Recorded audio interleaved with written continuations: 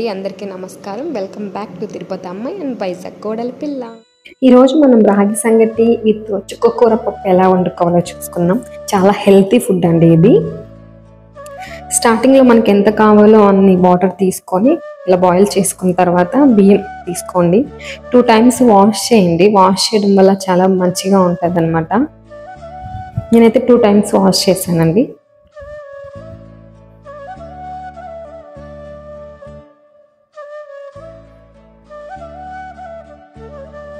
So water మరిగాక ఇలా బియ్యం వేసేసుకోండి.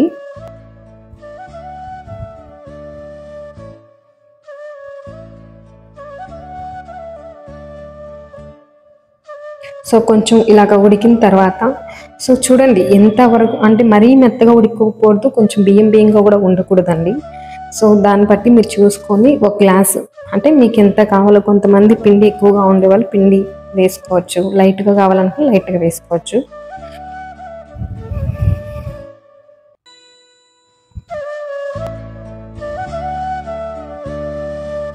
సో ఇలా మొత్తం కలుపుకోండి. మొత్తం రైసు పిండి మొత్తం కలిసిపోయేలాగా చూసుకోవాలి.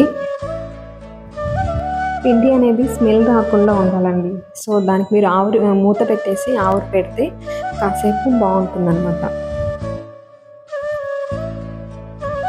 సో నెక్స్ట్ మనం చెయ్యి అలా పెట్టి చూస్తే మనకు అంటుకోకుండా ఉంటుంది. అప్పుడు కరెక్ట్గా ఉందని మనం అర్థం చేసుకోవాలి. తర్వాత తీసుకొని ఒక మంచి రౌండ్ షేప్ రావాలి అంటే ఇలా గిన్నె ఉంటుంది కదా, ఆ గిన్నెలో తీసుకొని ఇలా అంటే అది మంచిగా రౌండ్ షేప్ వస్తుందండి. అందుకని నేను ఇలాంటి గిన్నె తీసుకున్నాను. సో ఇలాగ వస్తుందన్నమాట. ఫస్ట్ చుక్కకూర పప్పు ఎలా చేసుకోవాలో చూద్దాము. నేనైతే ఒక కట్ట తీసుకున్నానండి. సో తీసుకొని మంచిగా కట్ చేసుకొని ఒలుచుకునే వాళ్ళు ఒలుచుకోవచ్చు.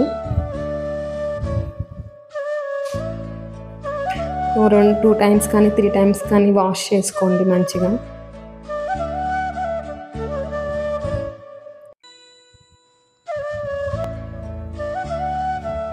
నేనైతే 2 times వాష్ చేశానండి. ఒక టిప్ ఏమంటే చుక్కాకు తెచ్చుకున్నా 1 dayలోనో లేదా 2 daysలోనే చేసేసుకోండి. లేదా ఎక్కువ రోజులు ఉందంటే అది మాగిపోతుంది అనమాట, పాడైపోతుంది. ఫ్రిడ్జ్లో పెట్టినా పాడైపోతుంది.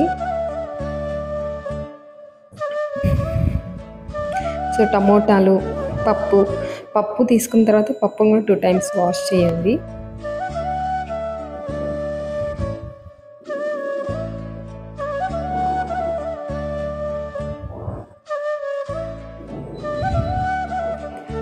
దానికి కావాల్సిన మిర్చి, టమోటాలు. యాక్చువల్గా చుక్కాకుకి 2-3 టమోటాలు అయితే సరిపోతుంది, ఎక్కువ వేయకూడదు. వర్షాకాలం కదండి, టమోటాలు సరిగ్గా లేవు. సో చూసి తీసుకోండి. టమోటాలు కూడా కట్ చేసేస్తాను దాన్ని.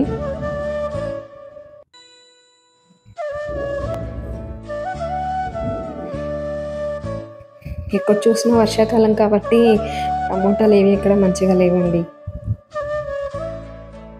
మంచిగా వాష్ చేసుకొని ఓ గ్లాస్ నీళ్ళు వేసుకున్న తర్వాత మనం కట్ చేసుకున్న టమాటో, ఆనియన్, పచ్చిమిర్చి వేసుకోండి. తర్వాత చుక్కాకు వేసేసుకోండి.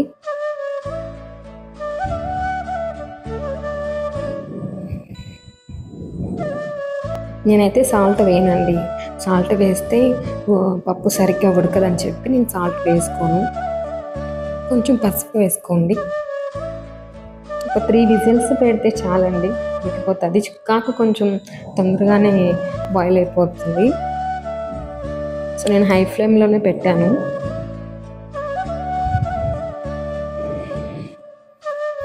ఇప్పుడు అంటే ఏవేవో వచ్చాయి కదండి, కానీ అవన్నీ కాదు. కానీ మన విలేజ్లో ఎలా యూజ్ చేస్తారో అలాగే నేను పప్పు రుద్దితో రుద్దాను అనమాట.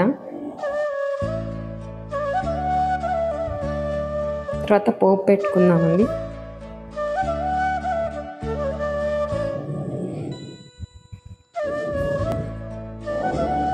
కొంచెం వాటర్ వేసుకున్నాను, అంటే రాగి సంగటి కదండి, కొంచెం వాటర్గా ఉంటే బాగుంటుందని వేసాను.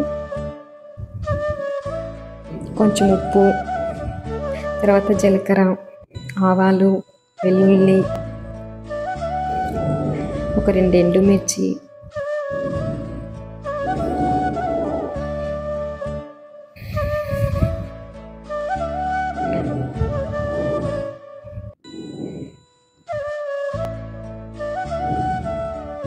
అయిపోయిందండి. తాలింపు పెట్టేసుకున్నాము.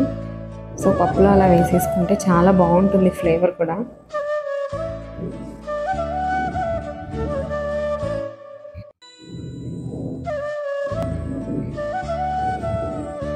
ఫైనల్గా రెడీ అయిపోయిందండి మన చుక్కకూర పప్పు.